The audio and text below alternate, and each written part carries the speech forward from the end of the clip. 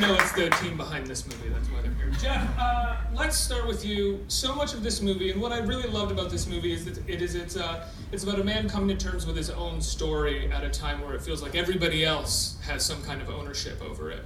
So after you come to terms with it, what is it like when Hollywood calls and says, we want to own this story a little bit too, we want to tell it? I mean, that's something that I do struggle with every day, and owning my own story, it's hard. But I'm dealing with it the best way I can right now. Right now, my story is being a father, and also going to school full time. So that's my story right now. I'm gonna leave the movie stuff up to these guys. Did you have any thoughts about what you wanted from the movie when they approached you? Did you have any sort of recommendations for how they should tell the story or how you wanted to be portrayed? Yeah, I mean, what I really was thinking, I wanted it to be authentic and real and honest. And to do amputees justice, I really, I was 27 when this happened. I didn't even know what an amputee was. I barely did. I saw Forrest Gump, and I saw Lieutenant Dan, Vietnam vet that lost his legs in Vietnam.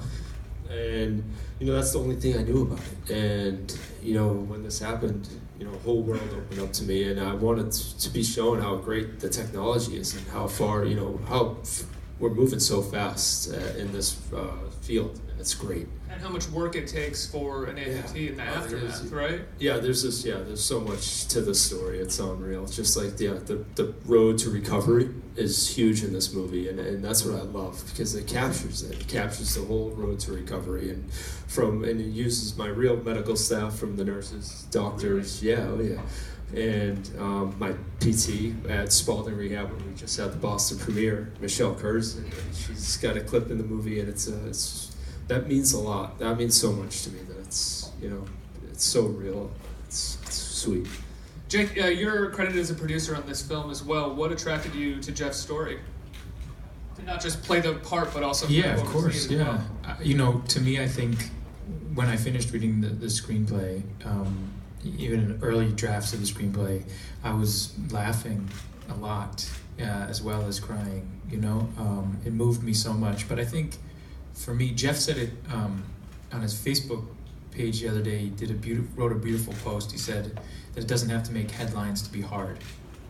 And I think there's not one of us here in this room or watching this who's not struggling with something or knows someone we love that's struggling. And I think when I read his story, and I was just so moved by the fact that even in the darkest times, you could get up and you can get through it. And I feel like that's exactly the type of story that we need right now with everything that's going on in the world.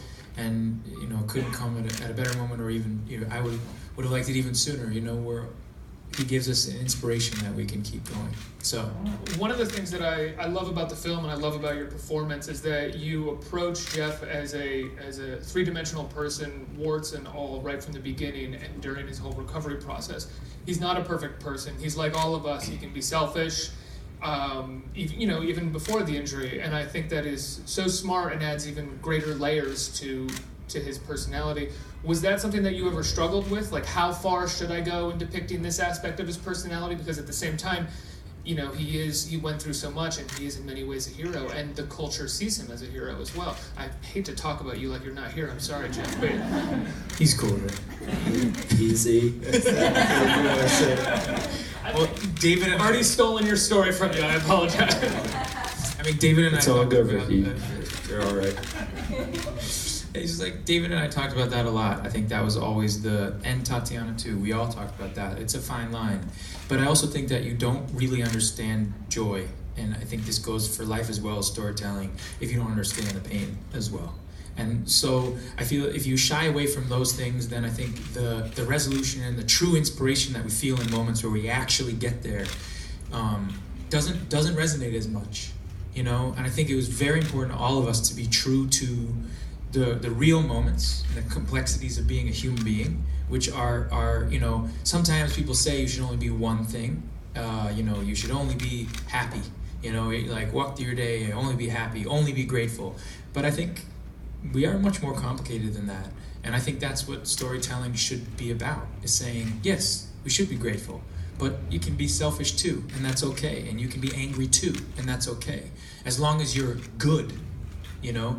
There's an incredible Stephen Sondheim line where he says, nice is different than good.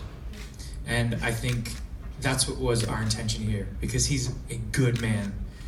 Not always nice, always funny. But actually, that's not true. He's sort of always nice. But that was very important to show. Very important.